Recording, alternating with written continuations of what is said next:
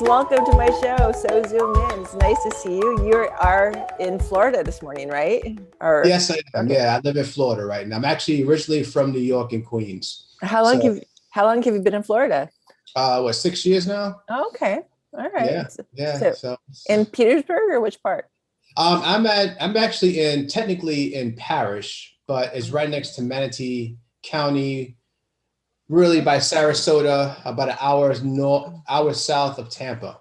Oh, oh, all right. I So, have family that lives in Tampa. oh, you do? So Okay. So so yeah, you know one the area. Yeah. so I Okay. have the You know where Sarasota is? It's like right, an yeah. hour. Yeah, I'm over there. All right. So next time I go to Tampa, I'll say, hey, let's Yeah, meet you up. better Let's come have down and say coffee. what's up. Yeah, yeah. Throw you in a movie or something. That'd be Yeah. nice. You have a lot going on, my friend. Oh my God. I'm like so excited for you. First of all, you have part two to a World of Worlds.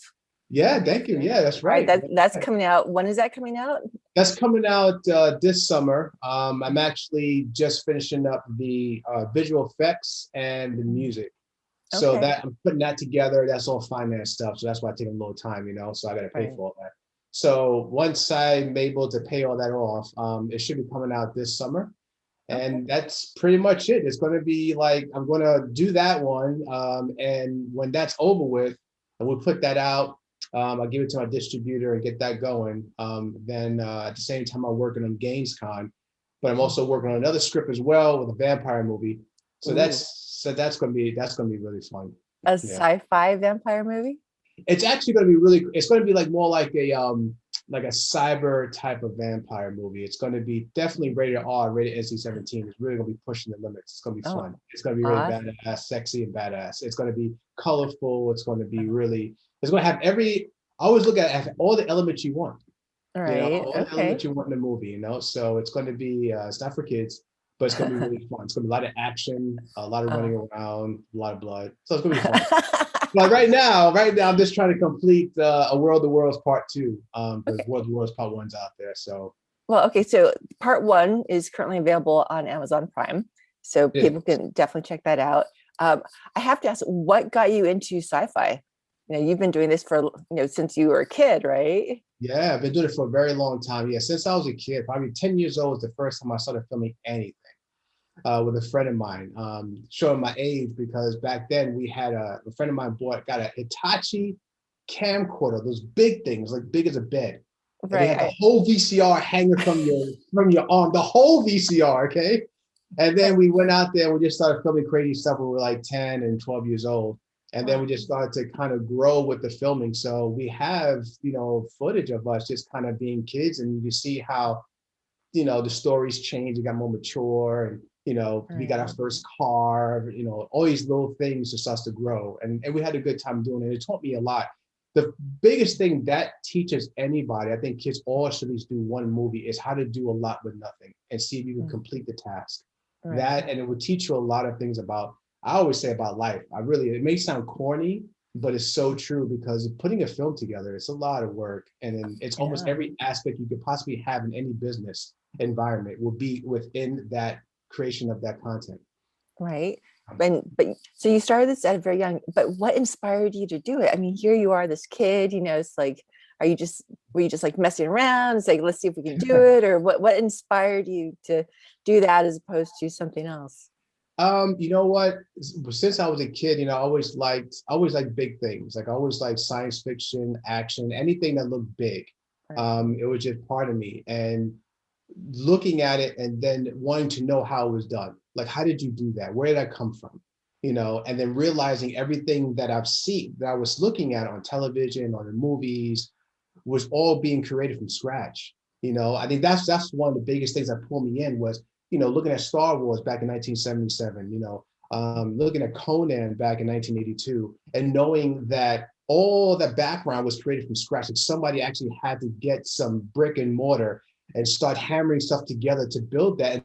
And to me, that was exciting. And just the story itself, like sci-fi and action, always kind of appealed to me, because it was one thing that I knew right away was sci-fi and action encompasses all the other genres together. See, all the other genres cannot intermingle other genres together. It's very hard, because then that genre starts to melt into another genre.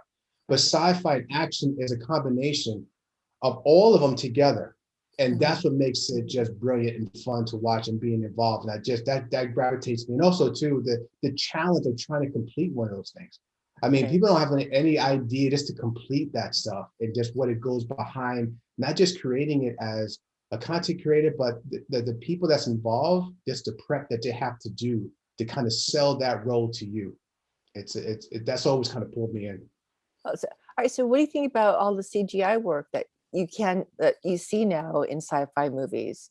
You know, is that something that you would like to use, or you prefer not to use, or just keep it more real with sci-fi? Or No, I think CGI was a wonderful thing that was created. Like anything else, people always overuse it in the beginning because it's a new toy. So everybody wants to drive it, everybody wants to play with it. And two, you realize that too much of one thing becomes it becomes very bland. right. It doesn't become realistic. I prefer practical, Mhm. but really CGI to me, I like to use them both in tandem. I think that nowadays you cannot have one without the other. You can't do everything practical anymore. It's Right. just, as an audience member, as anyone who looks, who enjoys that medium, are Mhm. looking for the bar is high now. The bar is higher, and people are very smart. And you just can't just throw all CGI, and you can't just throw all practical anymore. People want a nice balance. And Right. I think that you just have to understand how to balance it. And really the story itself should tell you how to balance it, you know? So CGI is wonderful. I think it's great. I mean, there's nothing we cannot do anymore, even if it may look cheesy, but at least we could show it. Right. Well, what I think is so great about sci-fi, I remember as a kid watching Dick Tracy. Now I'm dating myself. Yeah, right, right. And remember he had the watch where he like look into the watch and Yeah, and just all those things that were considered sci-fi back then. And we've made so much progress with technology. We are living that sci-fi. So it seems like whatever you can create and put out there actually does come about, is happening. So how do you push those limits of sci-fi, to keep it, quote, fresh. fictional? Yeah, keep it fresh. It's like, how do you Oh, expand those boundaries, and just keep pushing? I think it all comes down to I think it really comes down to making a story that's relative to a lot of people in a lot of ways. And then, and then creating the world around it the way you want to, being that let the story kind of dictate what should happen, what shouldn't happen. So, like, for example, if you said, well, I want to, I don't know, make a movie about going to another planet, right? And I meet these new people and, whatever they are, then you say, okay, well, how am I going to, do this? And the first thing starts with within yourself. You can't have boundaries within yourself. And I think that any story that's told, even if it's similar to other stories you saw 1,000 times, Mm, everyone is different. Everyone is unique. right. And there's not one story that's exactly the same, nor really all the same. Um, and I think that, to kind of build all that together, let the story tell you what it needs and don't limit yourself. Like, don't stop and say, oh, that's too big. I can't. There's never too big. It's always asking the rich man, do you have too much money? No, there's never too much money. So when it comes to imagination, there's never too much imagination. You Right. just keep pushing it and have fun and just think of everything you always wanted to see, everything, and don't worry what people think. You kind of keep it to yourself. You say, okay, if I really want to do something, what would I want to see? Like, I never seen before. I don't care how big it is. And people are like, well, I want to see the entire universe. Why not? You know, what would that look like? I don't know. What draw it? I don't know. Just give it a shot. Go to science books. They have an idea, Right. and you just just start to dig into yourself and be true to yourself, and you will talk to yourself. It will come out very, very naturally. See, I love that. I think that can apply to so many things outside of filmmaking too. So, Right. just be true to yourself. And first of all, I love that. All right. So you have now started a film festival, Yes. Gainescon, which is going to be all sci-fi. How did Mhm. that come about? What inspired you to do that?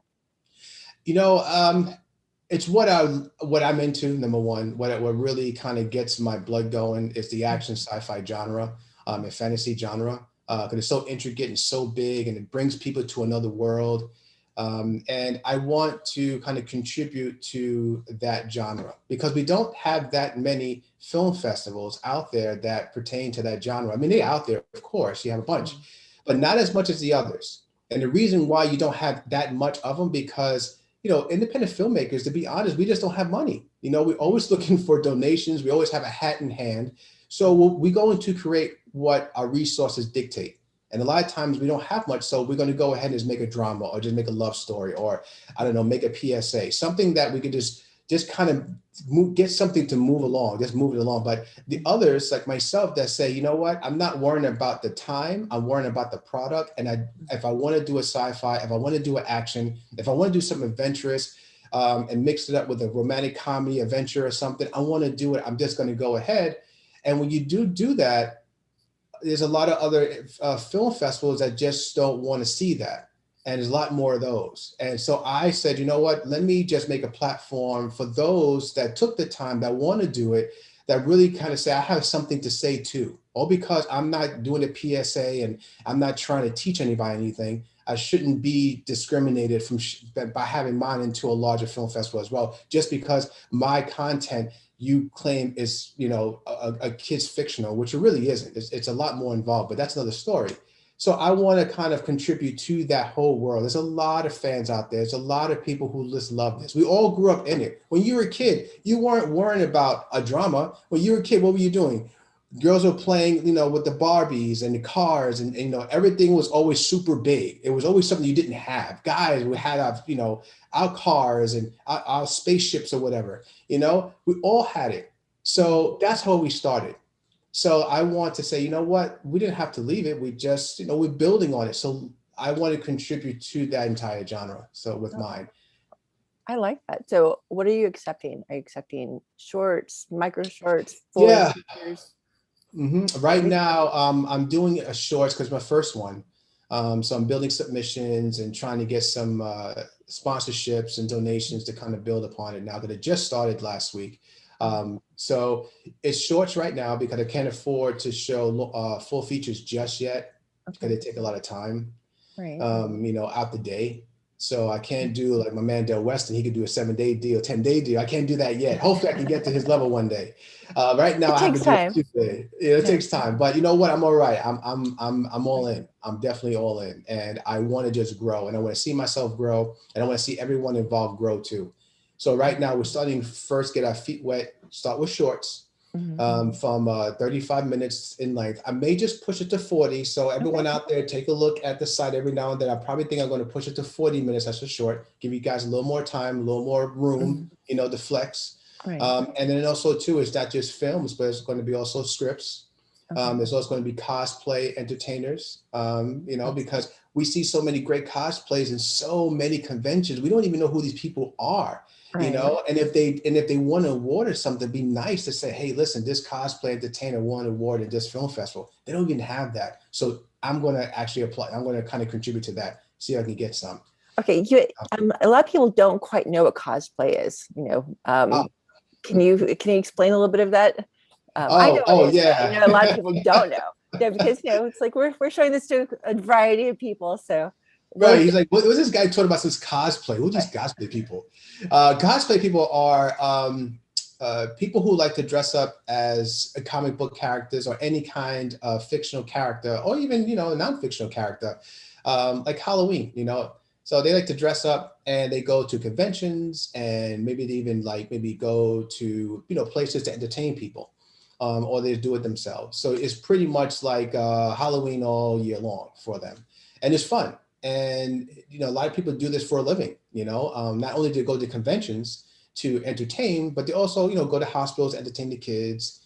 Sometimes they actually go on movie sets and contribute their services. I'll tell you a quick story. If anyone knows The Mandalorian, everyone should know The Mandalorian. That's on Disney, right? That great show. Well, there was one part in season 1 toward the end where you see all of these stormtroopers kind of pile out of this cruiser, this truck, and then the good guys are in a bar and they're trying to hide. Well, those very stormtroopers that came out live in LA. Like, they didn't have any. Like, on set, they didn't have anyone to be stormtroopers. They needed about 20 of them, but they didn't have them. So what they did is they went ahead and said, oh, there are these cosplay guys who dress up as stormtroopers and they go around entertaining people being a stormtrooper. So they call them and say, hey guys, do you mind being on set for 2 days? We just need you to come out and run out and stand.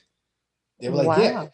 And that's how they got their job. So, cosplay, they contribute in a lot of ways. And that way it was great. So now they're in Mandalorian, like that company, I don't know the name of the company, but that company right now is in Mandalorian from now on. Now they can always call them and say, hey, listen, we don't have to worry about getting the clothes ourselves. We don't have to worry about getting the actors like that. That's a big cost effect. It's very cost effective for the crew, for the company. So they're like, just call them. They'll just come by, dressed up, ready to go. There's nothing for us to do. So anyway, so cosplay, yeah, that's just people kind of dressing up as their favorite characters, but it's great. It's fun. Is that like all ages, or is it primarily younger people, or? No, it's all ages. Yeah. Really? I mean, oh, wow. Yeah, cosplay goes from babies, because parents dressing their kids up as little Yodas and stuff like that. You see all this, and the kid don't care. He's just sitting there spitting up all day. Right. And then, all the way to people who are up in age, all the way to the 80s. Wow. People who grew up as with Andy or something, those old characters or whatever that they grew up with, Amos and Andy or whatever it is, wow. all those old characters, but they go out there, entertain themselves. I mean, who doesn't like to dress up in Halloween, right? You go to Halloween, you dress up, but this is like all year round. You dress up what you want. And you get not only, you get paid for it. If you don't get paid, you get noticed for it. It's just fun to do. And it puts smiles on people's faces. And you're offering opportunity for these people to come out to your film festival in cosplay. Wow, that's really exciting. I definitely want them to, yeah. Just like a Comic-Con. If people don't know what a Comic-Con is, that's a comic convention, and they're pretty big. I mean, a lot of people know what they are, where, you have filmmakers and you have, crewmen or whatever, and a lot of cosplay people, a lot of people dressing up, just wanting to be known, and they go into these big conventions. And so I want to be part of that. And Gainescon is an action, sci-fi, fantasy, film festival. So why not? Yeah, I love it. Yeah, it's gonna be fun. That sounds like a lot of fun. And okay, so it's gonna also be online. Your festival will be in person and online. How is the online part gonna work? The online part is going to be in conjunction with the live part. At first, it was just going to be virtual. I mean, that's how I started. But with everything being lifted, and by the time I'm going to have my show, which is going to be in November right now, maybe push it December. Right now, we have November.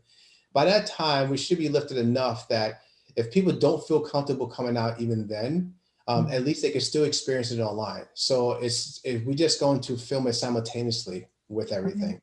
So the way I plan on doing it is I'm going to have blocks of films like you would normally go to a film festival and have, right? So you have your blocks, 4 or 5 at a time. In between those blocks, I'll have some type of commercial, or I'll introduce myself or introduce someone else that's there. Because I do plan to have workshops if I can, like special guest stars of somebody, if not local, or somebody that has something that contribute to filmmaking to some extent, somewhere along the line in between that. And I will probably go through either like YouTube or Facebook and run it through there.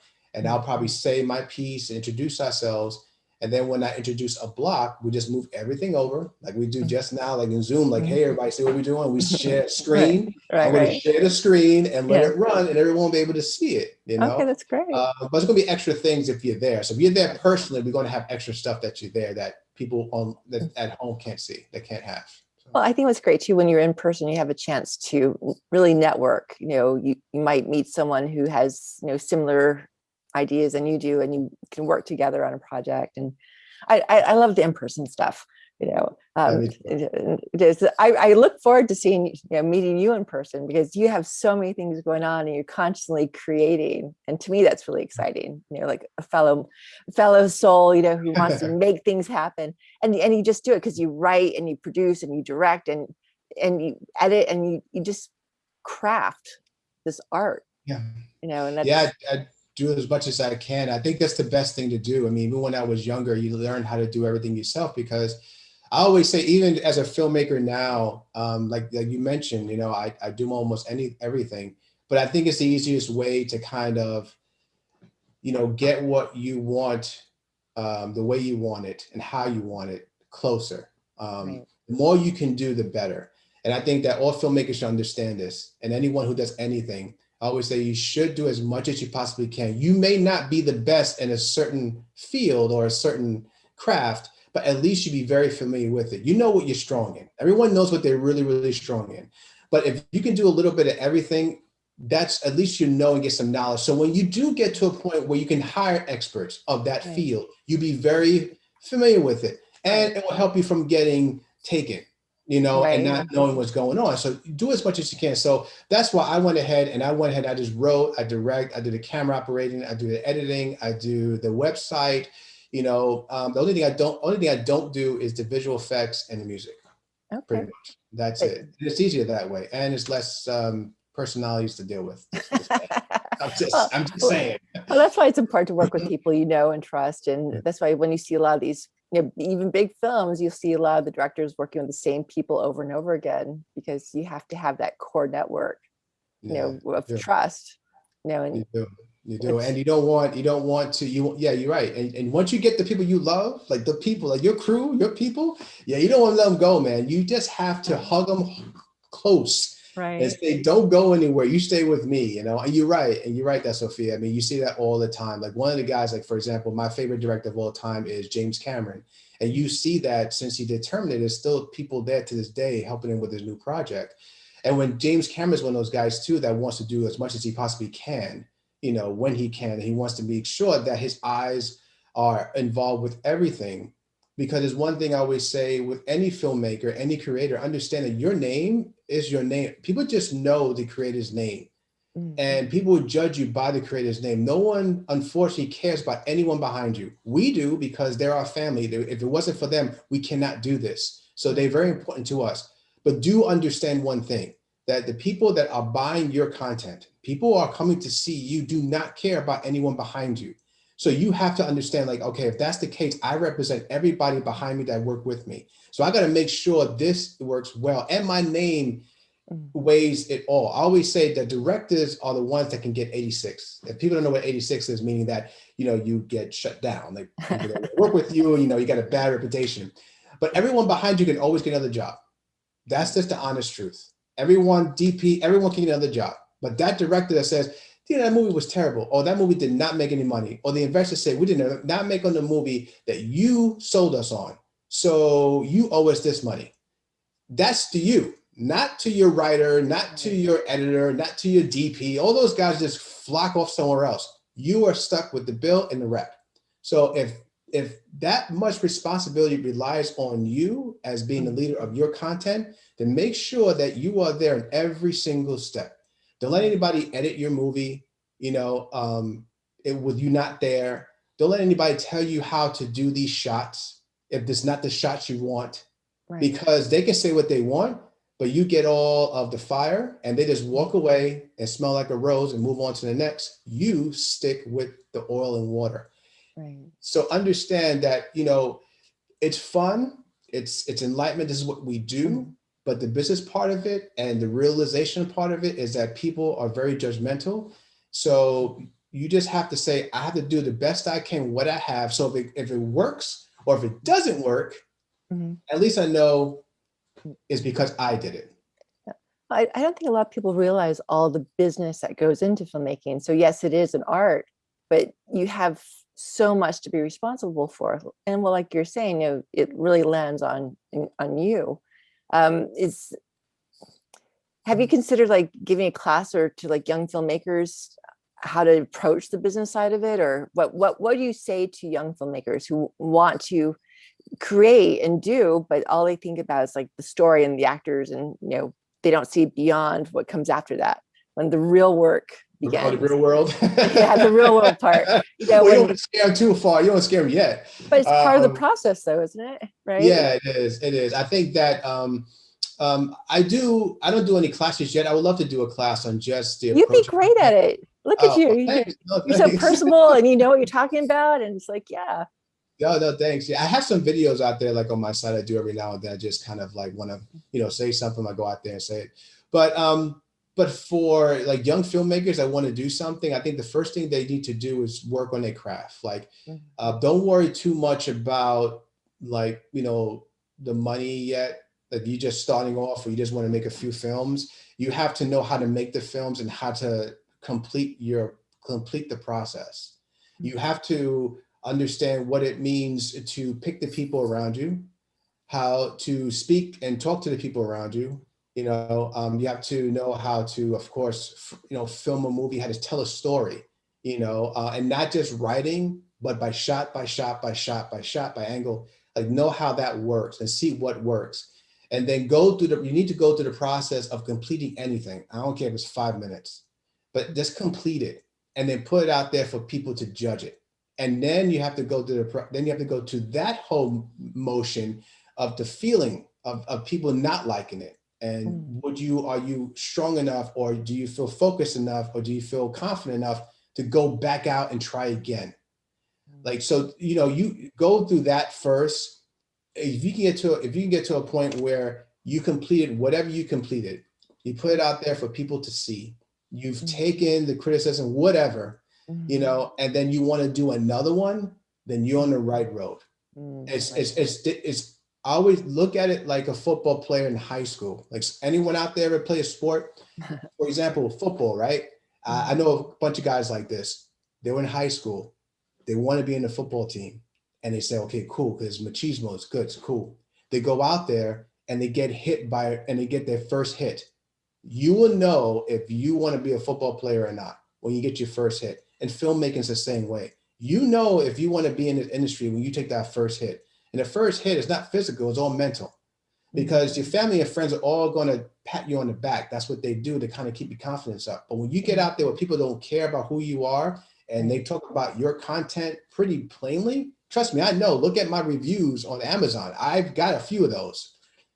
That's how you know that whether or not you want to be able to take more punches. But a big thing too about this is you got to balance it, but you got to be bullheaded. You really do need to be bullheaded. You just have to say, I'm going to do this no matter what. I'm going to say it. I want to do this no matter what. If you are, an artist, I'm going to draw this the way I want to. But that looks too raunchy, or that looks too light. I don't care.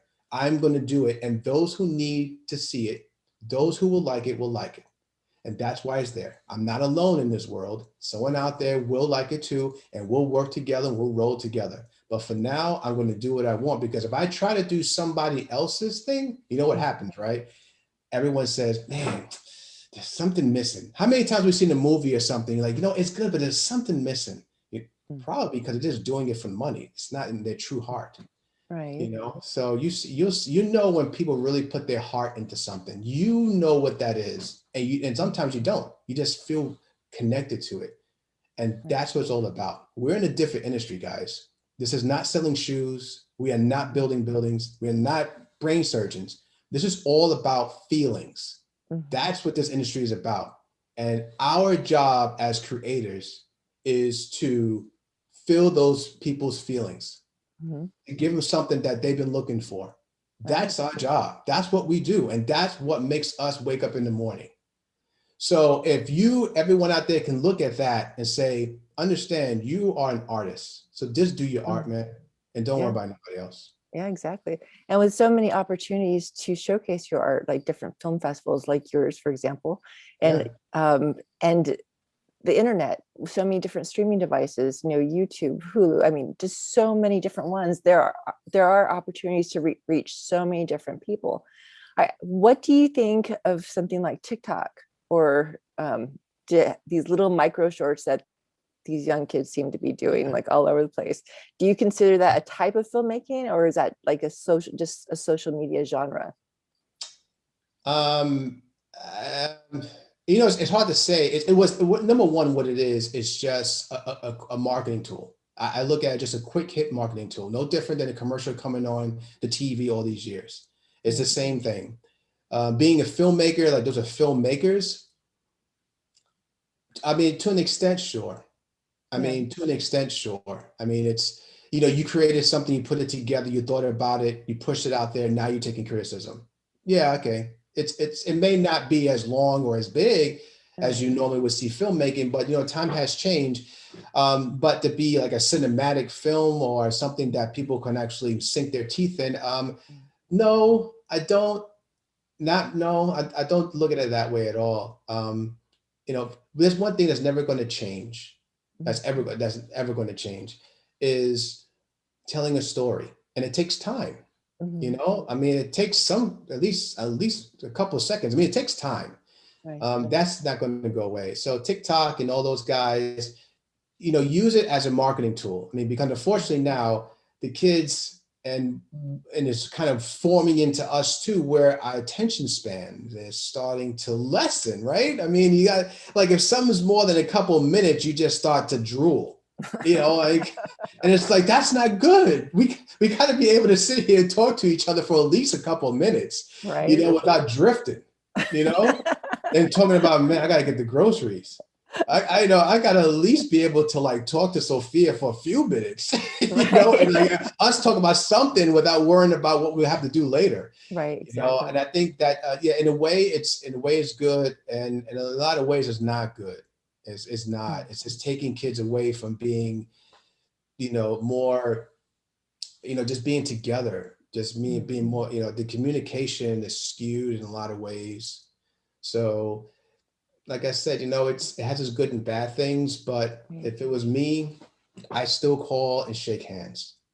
Right. Well, that goes You a know? long way. That interaction, that eye to eye, that Yeah, to me that means a lot.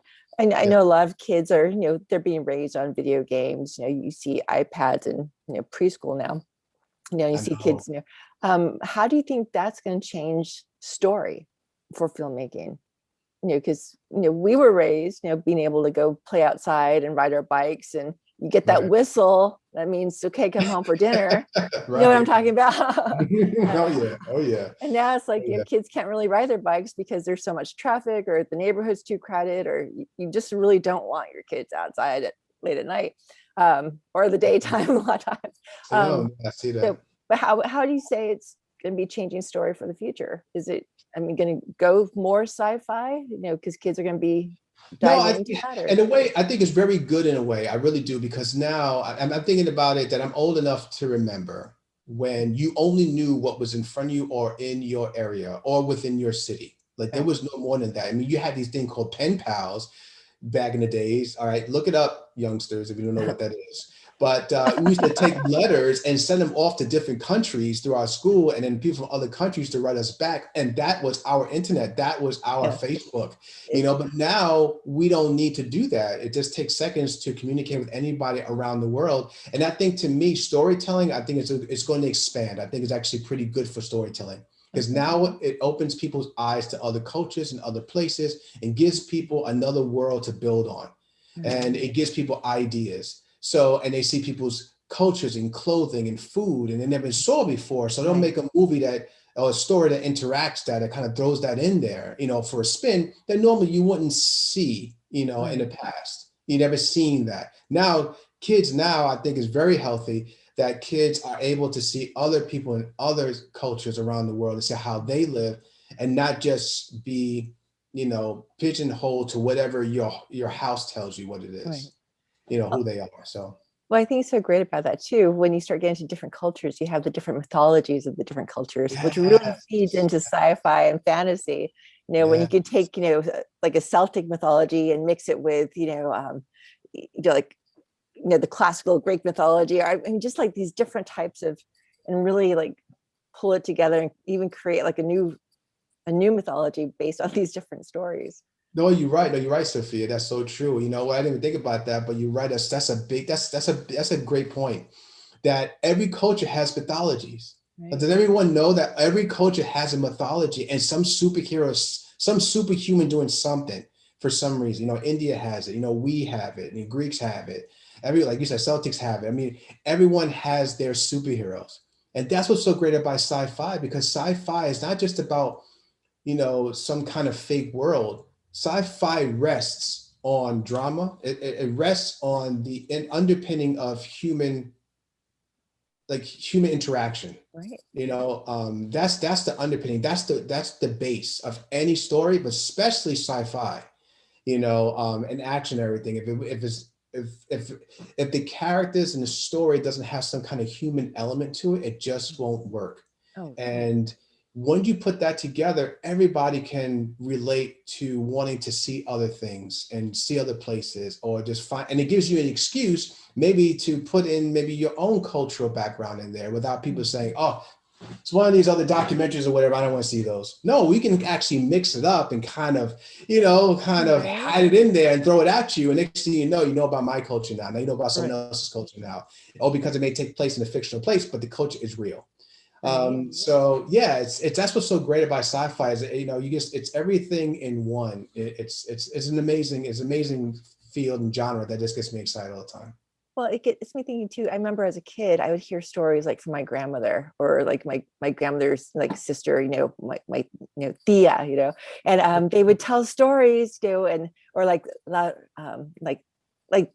reasons why not to go out at night because the spirit would like kidnap you, and or like all these like really creepy stories that as a kid would terrify you, but you'd be like, oh yeah, tell me more, But so I think it's so important for kids to really have that interaction with their older generation, to hear those stories, because then they can like kind of turn them into their own stories, and allowing their imagination to expand into story.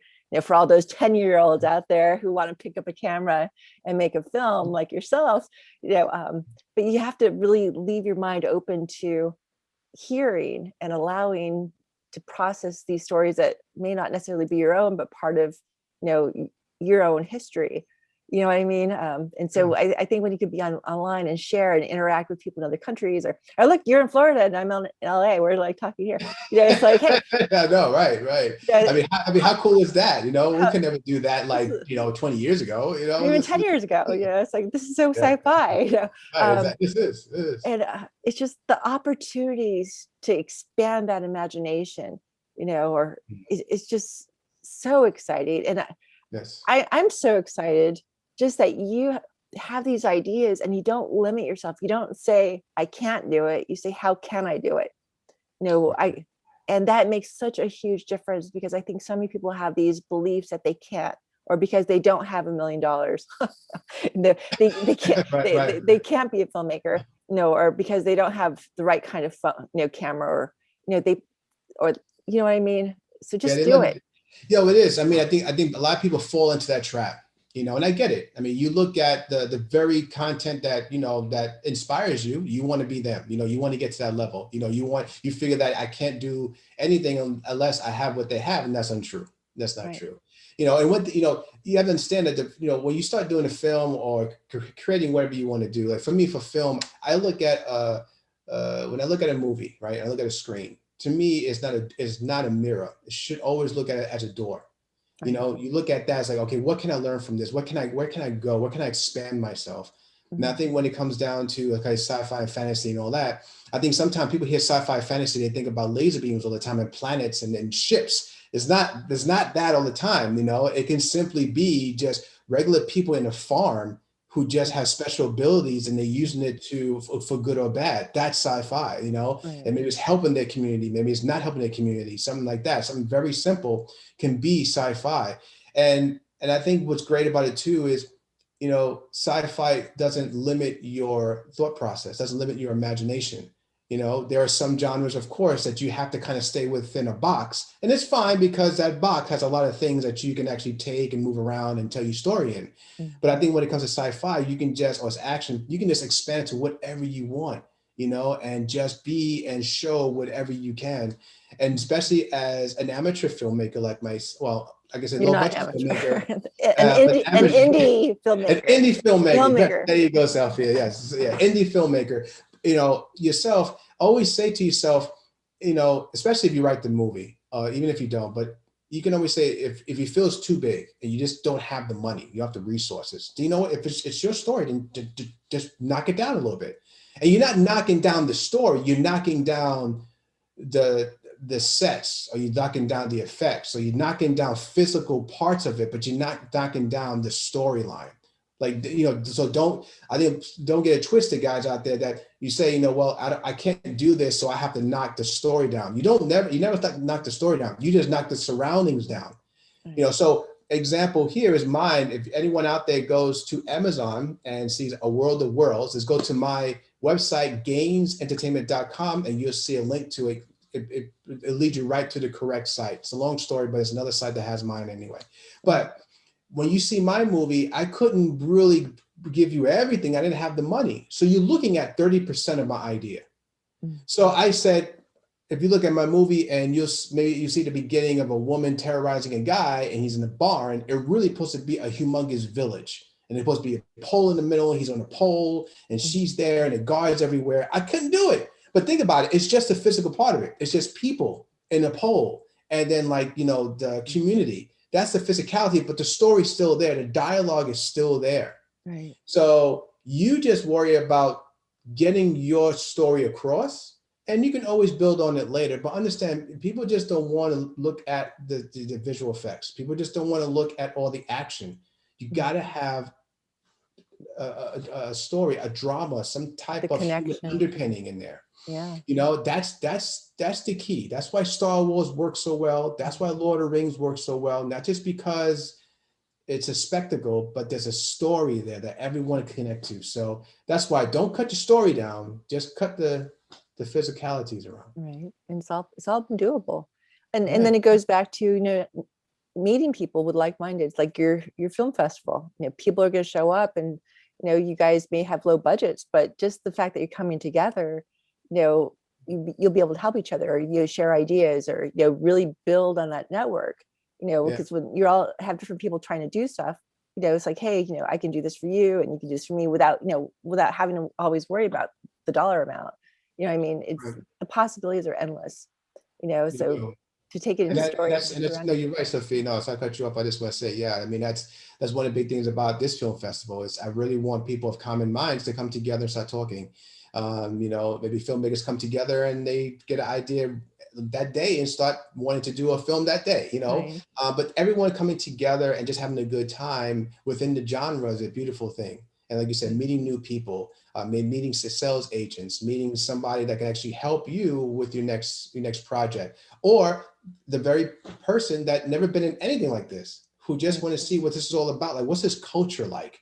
How do people here talk and think, and just want to be around us? And they just may get addicted. I know they will. Like, man, this is really cool. And one big thing too about these is that, you know, pretty much every film that's on there, every short that you see, it's going to be exciting. Like, you're not going into a film festival where you know more than likely you're going to see one that's going to be like, oh, I don't want to see a PSA right now. I just want to like see something a little more dramatic. But this one is a little different. This one, you know, almost everyone is going to have some type of fantastic thing happening with it. There's going to be some kind of spectacle going on, big or small. And you know what? In this show, my Gainescon, there's one particular category that I'm really excited to see what comes across my desk. It's called No Budget, No Problem. And that I want to see because that's for every film that's under $1,000. So that means it's just you picked up a camera with your friend and family or whatever. Doesn't matter how old you are, how young you are. You just wanted to do something cool and fun and adventurous and crazy. But you got a story there. I want to see what you did. Because now I will look at that differently. I'm not looking at it about the practicalities of it. I'm looking at the story. Because your story can be awesome. You just don't have the money. It's like a book. It's just all words and pages. But the storyline itself is great. You're reading it like, man, you're imagining this. And then what you're doing, being at that low budget, you know, you're saying, listen, I may have a pot and pan for a weapon, but it's a weapon. And you're like, that's fine. But there's a story in there that doesn't matter how much money you have. That story always going to carry weight. That story does not have limits. So only what you film, but the story itself, that's what I want to see. So I really, really can't wait for you guys to kind of throw in your hat for like No Budget, No Problem for those that have no money at all. You just picked up a camera with your friends and did something really fast and put it together and say, okay, let's see what people think. That's going to be exciting to see. And what a great challenge too for those people who haven't done that yet, to actually pick up a camera and do that so they can submit to your festival to see, you know, up the game. You know, it's like if you've always wanted to do it, but you've always made excuses. Okay, no more excuse. You have an opportunity to make it and submit it somewhere, you know, for an opportunity to be seen, to be appreciated, or to, you know, to learn from it. So, okay, I challenge people to do that. You know, pick up, you know, do it. I love it. And you know what? What happens if you get selected? then, you know, you get to see it on the big screen. That's really cool. You know, I mean, you actually see it with the audience, you know, on the big screen with an audience, your first time, there's nothing like it. And to hear and see your movie differently, it's just different in the theater, you know, you Right. sit there with the audience of people, of your friends and peers, and some people don't know who you are, but still you look at it, it's wonderful. And I think that's something that just kind of gets me excited. And with this, hey, listen, all because you enter your movie, you know, you have to get selected. That's what everyone to understand. That's how filmmakers, you know, film festivals work. So all of you understand that because you put your film in for review doesn't mean you automatically get selected. So just let you know that everyone can get selected, but those that do, you do have a chance to win some great prizes. And in my festival in Gainescon, there are 3 prizes that I'm really excited about, and I really hope that people like them. And the first one is called the Red Dragon.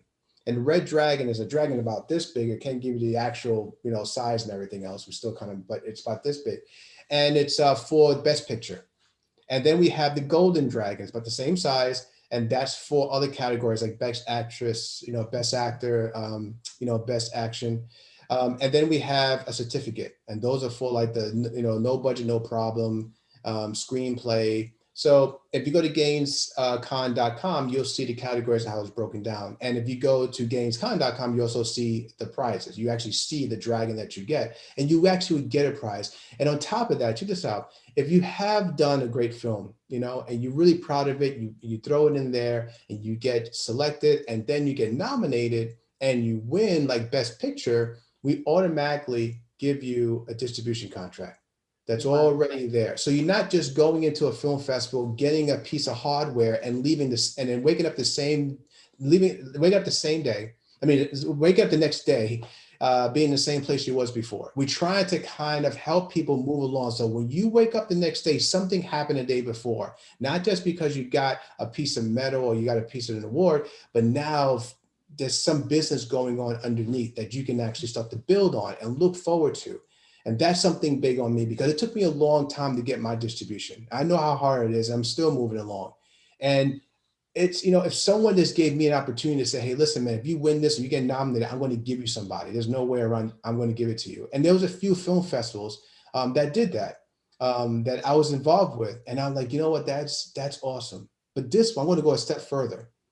When you win the Best Picture, you got one. Hands down, done. And now it's up to you and the distributor to talk about the, you know, the ins and outs and the particulars and the contracts. But otherwise, it's yours. It's yours to have or yours to lose. Wow. So that's what's so great about this. So and this is my first one. I just want to keep building on it. You know, I want to bring those sales agents in. I want to bring the studios in. I want to say, hey, listen, these guys I put up here are not just a bunch of hacks. You know, these are talented people. Take a look at them. Yeah. Wow, that's an amazing opportunity. Yeah. All right. This is the reason why people need to up their game. You know, it's like if they're going to, you know, have an opportunity to meet with, you know, a distributor and actually make things happen. It's like, hey, people, up your game. You know, this is the great opportunity to do it. You know, it's like, this is exciting. Well, yeah, you know, and you're right. You up your game. Just do the best you can, what you have, and just push it. Like, don't say, oh, you push it. You know when you're pushing it when you pretty much broke. when you're trying to decide, should I get gas or should I get food? You know, it's kind of like, but that's how you know, okay, I'm pushing it. But you know what? Always think that it's your name. Whatever you make is going to be forever. Like, think about that. It doesn't matter what you make, but your name will be around forever. So, I mean, when you're dead and gone, your kids have it, your kids' name's out there, and then your grandkids, and on, it will never go away. So just think about that. You may have a job, but trust me, when you leave that job, no one's going to know who the hell you were or care unless someone at that job say, hey, you know, before you came here, there was a woman and there was a guy named this. Otherwise, it's not your business. No one cares. But when you create something and it's like from you, and it's out there now and people all seeing it, it never goes away. So your name is there. You know what I mean? So it'll be like, you know, Sophia Lee. You know, 100 years later, who the hell Sophia Lee? That, you know, but if you worked at a regular job and you go to that same business, they're like, Sophia Lee, who's that? I don't know. Somebody worked out there a long time ago. I don't know. You know, they move on. But when you create something, man, there's nothing like it. So, Yeah. you know, it's more than just entertainment, man. It really does change people's lives in their own way. And listen, we're not brain surgeons. We're not saying that, but we are saying that we do contribute to this society a whole lot. We are the escape. Or you will have a television that just has static, and it would drive you nuts. But we are the escape. We are the entertainers. We bring you what you normally can't see. We bring you to places that you wish to visit one day, or we bring you to places that you never thought actually, exist. And it may not exist, but it brings you away just for a little while to something that may inspire you to do something in your life that's unrelated to the movie, but it may inspire you to do something else. So movie making is not just about pretty pictures. It's about influence. Right. And we want to contribute to that influence. Yeah, I love that. Yeah. To create from the soul. I love it. And that's what you're Yes, doing. yes, it is, You're babe. doing it. It is. Oh, Barry, what a pleasure it is talking to you. Thank you so very much for your time. Gainescon.com is where people can check you out, submit to you. When's the deadline for submissions? It's going to be October 29th, I believe. Okay, so people have time to challenge themselves to create something just for Gainescon.com. Yeah, we want to see your stuff. If you just started, get it done by October 29th. You have time. You can do it. You can do it. Yeah, all summer. Right? Summer projects. Yes. Yes. Yeah. Sci-fi, fantasy, sci-fi, action, and fantasy. Right? Those. Yeah. Right. All right. All that, anything that's exciting, that's fun. It could be a thriller that has action. I mean, that we'll take that too. So we're open. We're very open. But understand, this is going to be an exciting film festival. So if you got something to say that's going to get the heart pumping, I want to see it. Awesome. Okay, cool. Well, check it out. Gaines, GAINESCON.com. Right. Okay. Yes. All right. Okay. Good. Want to make sure I got it right. Okay. Check it out. And I saw pictures of those dragons. I love dragons, and they look beautiful. I love them. So yeah. My illustrator, I get a big shout out to my man David Jennings in Ireland. He built those and illustrated for me. So big shout out to him. Very cool. All right, my dear. Well, you have a wonderful week. Thank you so much for your time. I'm going to be sharing the website, and I will put it in the description down below when I post it on my YouTube channel. So zoom in, and I look forward to seeing more from you. Yeah, part 2 for World of Worlds. Yes, I look forward to seeing it. All right, have a great day. Mwah. Take care. Thanks again, Barry. Bye.